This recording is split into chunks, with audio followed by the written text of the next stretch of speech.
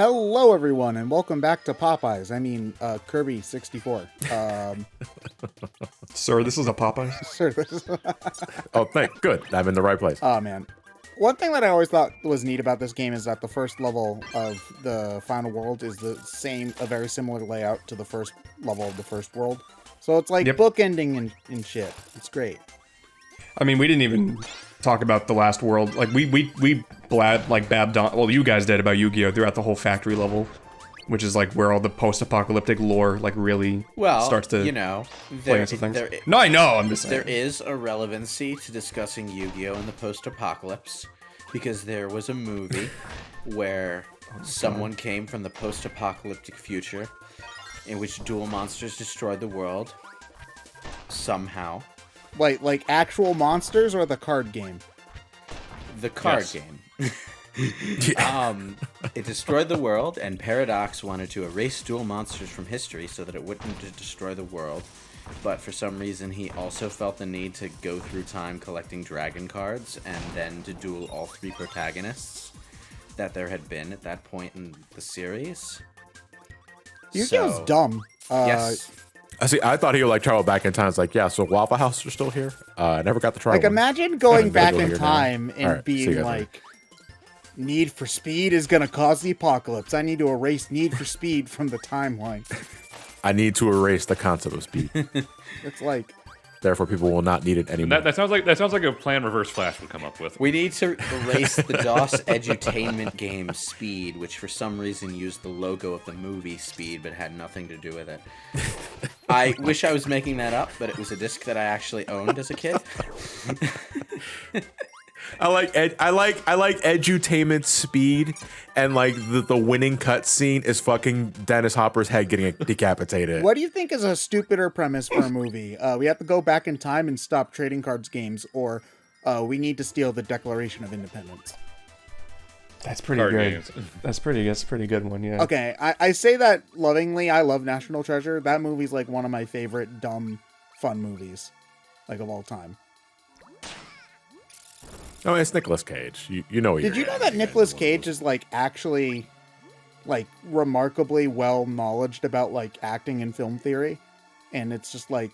I don't doubt it. I used to read that AMA he did. Yeah, like the AMA he did, where he's talking about like all the different like acting theories he's talking about. It like he does. And it's just like, I thought that you just screamed at things, but now I have much more respect for you, Mr. Cage. It's like Nicolas Cage is fucking insane in all the best ways. And like I have nothing but respect and admiration for him as an actor and a person. I don't know if I'd like. It's weird. I feel like having a conversation with Nicolas Cage would either be very awesome or really awkward, or maybe both. I was gonna say, why not both? Yeah, I was gonna say, why not both? Exactly. Oh no, a rock! We couldn't possibly deal with this rock without King Dedede walking up and whacking it. And then he just decides that he's not gonna help anymore. Thanks. I love this game. I wish that the friends got to be used more. Like, and you might know this a little bit more. Was it a concept that you could switch between characters on the fly? In the Yeah. It's cut content. Also, it's like Star Allies before Star Allies. Well, it's more like, have you ever seen that mod for Donkey Kong 64? Where, like, you could just switch swap between characters at will? Where you make the game good. I, to this day, have not played Donkey Kong 64. I don't know if it's good or not. It's not a good game, and I'm sorry, Shade. Donkey Give it Kong a shot. 6. No, give it a shot. Give it a shot. Just go on in, and then you'll hit your first banana that you can't get, and then that's the whole game. Donkey Kong 64 is an interesting game. I can't wait. It has its fun elements. I love how every version of that game introduces a new weird-ass glitch to it. Because the first game it had to have the expansion pack, and they still don't know why. And then... It's so good. That Yeah. they're like, Wasn't no, it it just to wasn't to prevent save the a game glitch. from We just crashing? needed it to run. No, it Yeah. was needed to run. They couldn't figure out why it solved Yeah, the it's great. problem. That was the thing. It's like one of those, like, weird, like, tech things where just, like, there's a random mushroom floating off screen at the title screen of Super Mario Galaxy. If you mod the game and delete it, the game just crashes. So, computers are dumb. But yeah, like, so Here's the thing, Ant. Like, I know that you and I disagree on Banjo-Tooie versus Kazooie a lot, but part of why I like Tooie is that, like, you see a thing and you can't get it, and part of the mystery is like, oh, but how do I get it? And then when you figure it out later and you figure out what ability you get, it, like, feels really cool. So it does feel cool, but unless you play that type of game continuously, if you take even a bit of a break, you forget because the game does not. Point. Donkey Kong 64's problem is that between the sheer quantity of stuff like that and the amount of runarounds that it takes to get it all, it's a very cumbersome game to complete. Yes. It's the weirdest thing was when Yooka-Laylee was coming out and everyone was like, oh man, finally a return to the Rareware games that we used to love, and then people didn't like Yooka-Laylee. I like even though Yooka-Laylee. it is well, you know, the reception wasn't super positive all the time. And even though it is just a Rareware game, it turns out people just like Banjo-Kazooie. Like, that's all the conversation really boiled down to, because there's so much, like, 2E is so divisive. DK64 is a steaming pile of trash. That's why I have to... That's something that I was hoping to, like, delve into myself whenever I eventually visit those games, because people talk high and high about, like, Banjo-Kazooie, but it's like, I hear nothing but divisive things for, like, every other game. It's so strange. Well, Perfect Dark is generally well received. But that's a shooter. Not anymore. Not anymore. Like, those games, people who still say GoldenEye is good need to really GoldenEye's still play it fun. again. I wouldn't say GoldenEye is good. I would say it's still fun. It's fun to go into the multiplayer and just mess around with really arcane first-person shooter bullcrap. Like, I mean, there's not many shooters today that have the same amount of stupid stuff you can do in multiplayer that's with that same fair. very fast pace. You know, like, most shooters nowadays have much longer matches. That's honestly probably why Splatoon appeals to me so much, because the matches are never longer than, like, 5 minutes. But, like, in GoldenEye, most of the matches are, like, 3 minutes long, and you're just slapping everybody, or you're in big head mode, or you're like... Well, no, they're not 3 minutes long if you're doing happy slaps. You're there all afternoon. Okay, good point. Well made. Let me think. Yooka-Laylee. Yooka-Laylee, it's weird, because Yooka-Laylee honestly goes through a lot of effort to try to mitigate some of the problems that a lot of the older games did. It's just they also forgot to implement some of the things that they did in certain other games that they had already done. Like, for example, in Banjo-Tooie, there's a very robust warp system that helps a lot with the backtracking, and they just don't have it in Yooka-Laylee. They don't have any warp system at all. And Yooka-Laylee's levels do get 2E big once they expand. Yeah, they get pretty big. They get pretty big, and there's also the matter of some of the challenges are a little obtuse. That's just something that happened a lot with those kinds of games, where it's just like you aren't entirely sure what, like, is going to cause certain things. So it's like, I think, like, Ant was pointing this out, it is cool when you figure out that, oh, you needed to push the ice cube off of the clouds, and then that cools the water that you were trying to use, so you don't steam to death when you go into it. Like, that's a funny punchline, but in the meantime, you're just sitting there thinking, how the hell am I supposed to do that? And then, for a lot of time, the answer is, you aren't. Just wait, you know? It's like this weird... When people are nostalgic about games, they're always nostalgic for the time they played games, where they had no responsibilities and probably played one game every few months or whatever, and they just got lost in it, and they loved the idea of just roaming the world, and then maybe you'd find something. Yeah. People love that idea, but I don't think that works anymore when you're an adult, and I'm sure kids still probably fall into that camp. Sure. I mean, that's kind of why games like Breath of the Wild and Skyrim are so popular right now. I mean, there's more direction in those games than the games used to have. Like, I think when Yooka-Laylee, as an example, they promised an N64-styled experience. They gave us exactly that, but it turns out people were not actually wanting that. They just wanted Banjo-Kazooie again, because they gave us exactly what they promised. Yeah, my thing about that was always, you know, oh, we're going to give you the N64 experience, but it's like, there's a reason we don't make these games like that anymore. Yeah. I would somewhat disagree, but I would contend that, you know, to do that kind of game nowadays, you kind of have to, you know, actually implement design elements that we've learned work for those kind of styles. Like, yeah, okay, so we have Yooka-Laylee, and it's all explorative Collect-a-thon stuff. Yeah, that's great. That's cool. We also have Super Mario Odyssey, and it's basically the same thing, but like way better. So, I mean, we could tie it back. Earlier, we talked about this game's ability thing, where it's like very playground-esque. Yeah. Just the idea that things weren't as polished back then, and now everything has to be like a super refined experience, and the games have to be tailored in a way to where they make sure you see everything the game has to offer. That's just not how games work. I only died 4 times. Okay, that's actually fairly good for how I play this game normally. Just like a maniac. I mean, I guess, yeah. But yeah, I mean, I still really liked Yooka-Laylee. I think that people are a bit hard on it. With that said, Impossible Lair is also like one of the best 2D platformers released Impossible last Lair's decade. dope. It's so good. That game's awesome. So yeah, you should play that. I hope that they do eventually make another 3D Yooka-Laylee game just to, you know, see if they can do it better the second time around. Playtonic hasn't released anything since Impossible Lair, so we don't know what they're doing.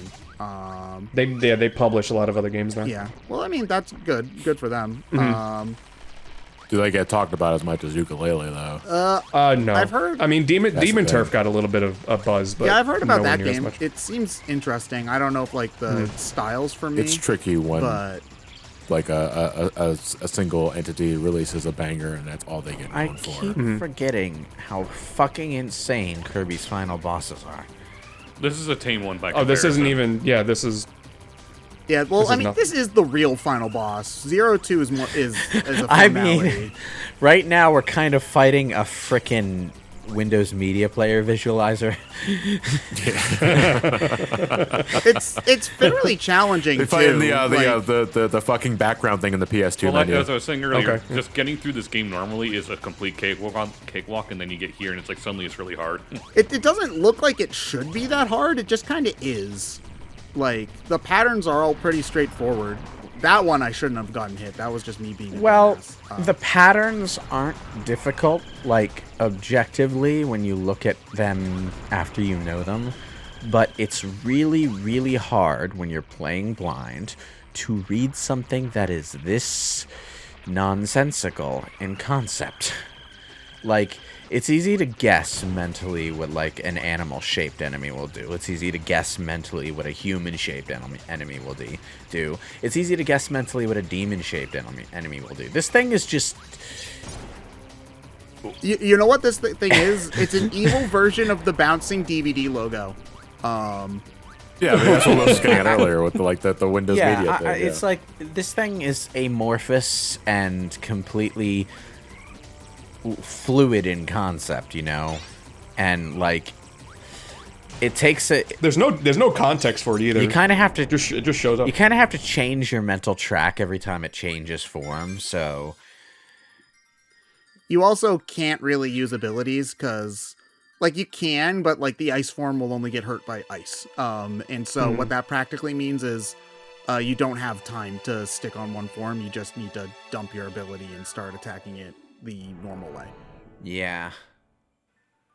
If you don't get all of the crystal shards, you just get Also, a different cutscene. laser to the butt. You get a different cutscene where, like, the lady looks like evil, and she, like, has an evil smile at this point. If you do get all the crystal shards, Kirby... She gets a laser to the butt, so... Well, she does get... Man, a laser to I the butt. just only seeing that cutscene, I realized how random it would be if someone actually completed the game first, and then you just see a random villager get shot in the butt. Yeah. Also, It's Kirby like, has a cell phone. Kirby's a jerk. Man, look at that foreshadowing to Kirby in the Amazing Mirror. Mm-hmm. Also, I think this is the only time the Warp Star's in the game. Yeah, I can't believe you put Star Allies below Kirby in the Amazing Mirror. Why? Amazing Mirror is still fun. No, it's not. Amazing Yeah, Mirror is that's fun, the- and it that's is a the much dis- better that's the- single-player experience where the multiplayer does not compromise the single-player experience No, like Star you Allies want to does. know what I love in my games? When you go through a door and you realize that door sends you the complete wrong way. and then you can't walk back out through the door to go where you want to go. And so you have to do 4 rooms in a row to get back to where you were earlier. It didn't bother me. I don't know. It's just a Kirby Metroidvania. I can't agree that I don't know. That Mirror does was sound there at the really start of Lies, goddamn annoying. Oh boy. Like I went to like Amazing Mirror a lot more because I'm a Metroidvania guy, but there's a lot of fundamental flaws with Amazing. Oh yeah, no, it's still low. It's still low on the totem pole. This does remind me of the one flaw of Forgotten Land, though. There was no shmup section. There is no shmup section. Oh my god. Yeah, there's no shmup section. The flying sections are like the only thing that comes You still close. have like your Star Fox glider section. You don't shoot anything. Yeah. Oh my god. Yeah. Wow, it really is a new era for Kirby. They're saving it because the next game's gonna be a full-on third-person shooter. Because there's flying and there are guns, but there's no flying with guns. I love these old school like polygonal constructs that are just there to look like polygons. Well, no, this is like the angel motif and whatnot is like deliberate. Oh yes, I know that, but like it's constructed of like separate polygonal blocks that are not attached to each other at all. Like this is the thing that greets me at an E3 presentation in '95. Yeah, this is the PlayStation 1 version of a Vector Man boss. I'm pretty sure they reuse this in the PS3 commercials. Biblically accurate final bosses. Yeah, I didn't know for years you could break the wings and have him fly slower. For the record, Is this what is this boss? Zero two. Which Ted hates because every time he tries to search for this boss, he gets a pink-haired anime waifu instead. Yeah, the 2000s have not been kind to me. But fun fact, the Band-Aid there, that's where 01's eye got ripped out. Yep. I don't know what's up about the cactus butt farting, but you know. I took more like it's bleeding. Well, the bleeding green. Well, yeah. I mean, What, Ganondorf. its head. It might be acid It has or a cactus something. up its ass. Well, no, it bleeds red out of its eye when you hit it. Yeah, but a cactus doesn't have blood. A cactus has water. He's just farting. I don't know why we were. That's all it is. because that's gross. I'd rather it bleed. He's just. This boss in 01 This are is the so reason why this embarrassing. collection is rated E10. I'm not serious. I mean, I am. I mean, that probably. I meant to say I am that not sounds kidding. God, I'm terrible. Yeah, I'm serious because if you look at the box for this, the ESRB rating says blood on it, and that's like the main thing that gives it. Okay, E10. I suppose so. Yeah. Is Dreamland 3? So that has to be Dreamland 3 then, yeah. Okay. Because Dreamland 3 had a similar last boss. Every 9-year-old can play every game in this collection except for Dreamland 3.